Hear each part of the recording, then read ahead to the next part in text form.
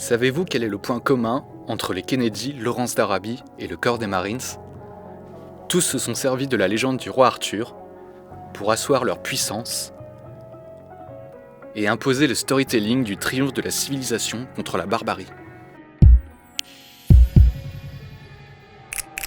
King Arthur, and these are my knights of the Round Table. La légende arthurienne est riche de personnages et d'intrigues. Arthur, roi de Camelot, la quête du Graal, la trahison de Lancelot.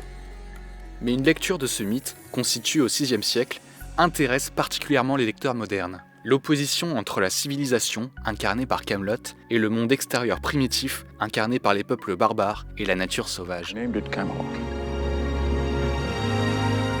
On est quasiment certain aujourd'hui que le roi Arthur n'a pas existé, que c'est une invention littéraire. Les premiers textes qui le citent, c'est au IXe siècle de notre ère. C'est un peu comme une espèce de recette de cuisine. En fait, chaque auteur va ajouter des éléments, va en retirer d'autres en fonction de ce qu'il a envie de dire et du public qu'il vise.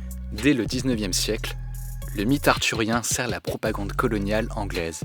Pour les Anglais, la mission civilisatrice européenne sur les peuples colonisés fait écho au triomphe d'Arthur sur les Saxons et les barbares. Lawrence d'Arabie, quand il va en 1916, donc il est envoyé en mission pour aider au soulèvement des tribus arabes contre l'Empire ottoman, il emmène un exemplaire d'un roman arthurien très célèbre du Moyen-Âge, qui s'appelle, en tout cas en Angleterre, qui s'appelle Le Morte d'Arthur, de Thomas Malory, donc elle a été écrite à la fin du XVe siècle. L'imaginaire colonial est pétri comme ça d'images du Moyen-Âge, ce qui permet aussi évidemment de dire que nous, on leur ramène aussi le monde moderne. En tout cas, c'est le discours de l'époque. La légende d'Arthur est à l'origine anglaise, pourtant c'est aux États-Unis qu'elle va s'épanouir. Au XIXe siècle, les Américains s'approprient ce mythe et le transposent à la vision d'une Amérique blanche et chrétienne dans un continent sauvage indompté. Dans les États sudistes, les riches propriétaires terriens s'identifient aux chevaliers arthuriens, dont ils s'imaginent être les descendants. Ils organisent des tournois, entretiennent les références chevaleresques, jusque dans la fondation du Ku Klux Klan.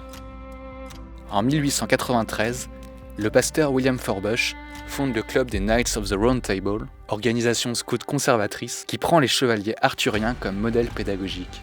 À la fin du XIXe siècle, Mark Twain, auteur américain, moque cette nostalgie arthurienne avec son roman fantaisiste Un Yankee à la cour du roi Arthur, faisant de Camelot non plus la civilisation de la lumière, mais le cœur des ténèbres. Voilà, c'est un Américain du XIXe siècle qui vient des États du Nord, pour le coup, et qui arrive à la cour du roi Arthur. Et quand il arrive à la cour du roi Arthur, il dit mais c'est qui ces crétins? Voilà, ils sont tous arriérés, ils sont tous bêtes, ils sont tous superstitieux. Puis ça permet aussi à Twain, qui lui-même est né dans les États du Sud, mais qui est un anti-esclavagiste vraiment fervent, de critiquer aussi les États du Sud, en fait. Ouais, c'est pas faux. À l'heure de la guerre froide, les États-Unis s'identifient à Camelot comme garant de la démocratie face à la menace soviétique. En pleine propagande macartiste, des fictions montrent Camelot envahi par les Saxons, grâce à la complicité de traîtres cachés dans le royaume. Parabole évidente de la paranoïa qu'inspirent les agents communistes infiltrés aux États-Unis. Dans la même veine, l'administration Reagan compare l'armée américaine aux chevaliers de la table ronde, défendant le pays contre ses ennemis.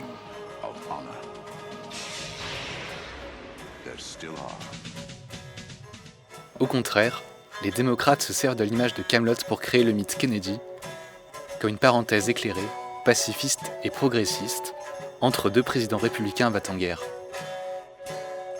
Quand Kennedy est assassiné en 1963, donc à Dallas, une semaine après, elle donne une interview à Life Magazine dans laquelle elle compare son mari qui vient d'être récemment assassiné au roi Arthur de Camelot, de la comédie musicale, et elle cite les derniers vers de la comédie musicale en disant que en fait, les 3 années de mandat de son jeune mari ont été comme le règne du roi Arthur, un bref instant de lumière. One brief shining moment. Le mythe Kennedy va quelque part se fondre avec le mythe arthurien aux États-Unis.